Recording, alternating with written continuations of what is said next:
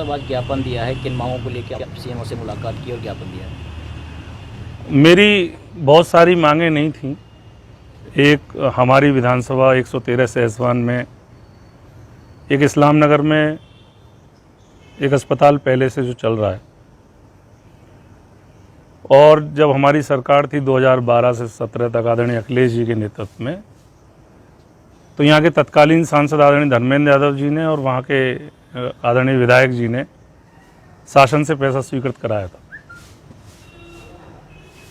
इस्लाम नगर में जब वो प्रस्ताव आया तो इस्लाम नगर में उस टाइम पे जो वहाँ के तत्कालीन चेयरमैन थे आदरणीय वीरेंद्र लीडर जी,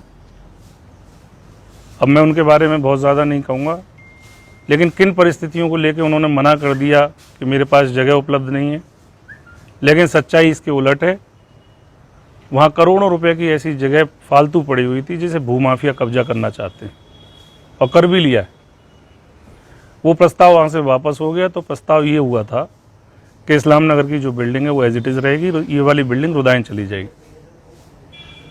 और जब वहाँ आसपास के जितने भी मरीज, तकरीबन 20 किलोमीटर के जो मरीज आते हैं, उनको रुदायन वो इस्लाम नगर पास पड़ता है।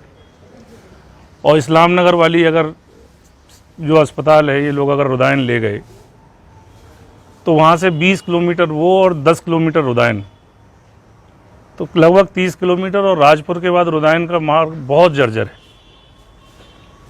उसकी मांग को लेकर हमने कि जो अस्पताल हैं वो एज इट इज़ रखे जाएं। ये चूँकि राजनीतिक मामला नहीं है, इसलिए मैं जनहित में ये इनसे अनुरोध करने सीएमओ साहब से आया था, और डीएम साहब से भी मिलूंगा मैं।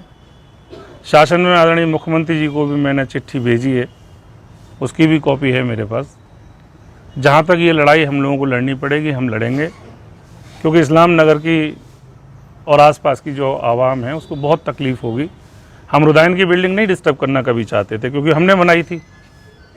और कल मैंने देखा भारतीय जनता पार्टी के लोग कल ज्ञापन दे रहे थे पीएससी सीएससी रोकने के लिए।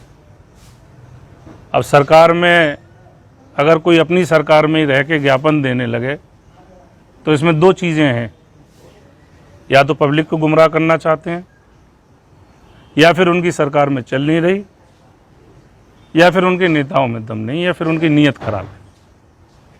मैं तो आदरणीय सांसद जब धर्मेंद्र यादव जी थे तो ज़िले का बहुत सारा विकास हुआ, और मीडिया के साथियों आपसे छुपा हुआ नहीं। इस समय मौजूदा सांसद डॉक्टर संघमित्रा मौर्य जी हैं, उनके पिता कैबिनेट में मंत्री भी हैं।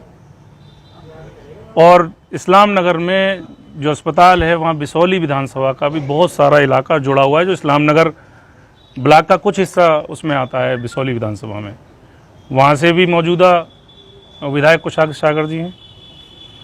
मैं तो आप सब मीडिया के साथियों से अनुरोध करना, आपके माध्यम से अनुरोध करना चाहता हूँ कि अगर बाकी पब्लिक की आप लोग सेवा करना चाहते हो और हित की बात आप करते हो तो एक और बिल्डिंग बना दो। और ये हम लोग जानते हैं, हम सरकारों में रहे, सरकार के हाथ बहुत लंबे होते हैं।